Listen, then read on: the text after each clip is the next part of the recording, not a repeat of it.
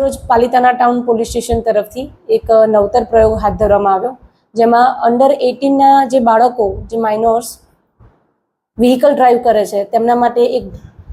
Vehicle ડ્રાઈવની અમારા તરફથી આયોજન કરવામાં આવ્યું. તેમાં મેં સ્કૂલ નક્કી કરી, ત્યારબાદ સ્કૂલના જે છૂટવાનો સમય હોય ત્યાં જઈને જે બાળકો પોતાને અંડર 18 છે અને લાયસન્સ નથી ધરાવતા તેમ છતાં એ વ્હીકલ ચલાવીને સ્કૂલ સુધી આવે છે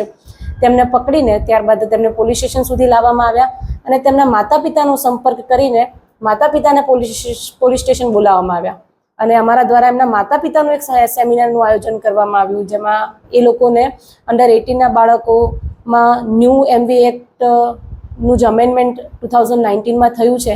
તેમાં બાળક જો કોઈ જે માઇનોર છે, જે જુવેનાઇલ છે, તેના દ્વારા જો કોઈ એક્સિડન્ટ કરવામાં આવે છે અને બાળક જો કોઈ એક્સિડન્ટ કરે છે તો એના જવાબદાર તેના માતા પિતા ઠરે છે.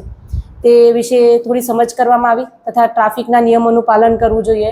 બાળકોને સોશિયલ મીડિયાના માધ્યમમાં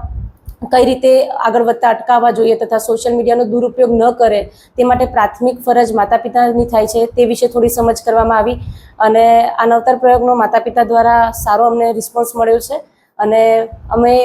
એક પાલિતાણા ટાઉન પોલીસ સ્ટેશન તરફથી હું સમગ્ર જનતાને બી અપીલ કરવા માગું છું કે તમારું બાળક જો 18 વર્ષથી નીચેની ઉંમરનું છે અને તે લાયસન્સ નથી ધરાવતું તો મહેરબાની કરીને તેને બાઇક કે એવું એક્ટિવા કે કોઈ પણ વ્હીકલ ન આપવું જોઈએ અને બાળક લીગલ એજ પર જ્યારે એન્ટર થાય ત્યારબાદ જ તેને બાઇક કે એવું લઈ આપવું જોઈએ, જેના દ્વારા આપણે ઘણા બધા માઇનોર એક્સિડન્ટ્સ અટકાવી શકીશું અને આપણા બાળકનું ભવિષ્ય આપણે સુનિશ્ચિત કરી શકીશું. જય હિન્દ. અત્યારે સાહેબ જે લોકોને, જે વિદ્યાર્થીઓને અહીંયા લાવ્યા હતા તેમના વાલીને બોલાયા, તેમાંથી પાલિતાણા ટાઉન પોલીસ તરફથી કોઈને દંડિત કરવામાં આવ્યા કે કેમ? નહીં, અમારા દ્વારા કોઈ પણ પ્રકારનો દંડ કરવામાં નથી આવ્યો કે એમના વ્હીકલ પણ રાખવામાં નથી આવ્યા. માત્ર ને માત્ર વાલીઓને એક સમજણ આપવામાં આવી છે અને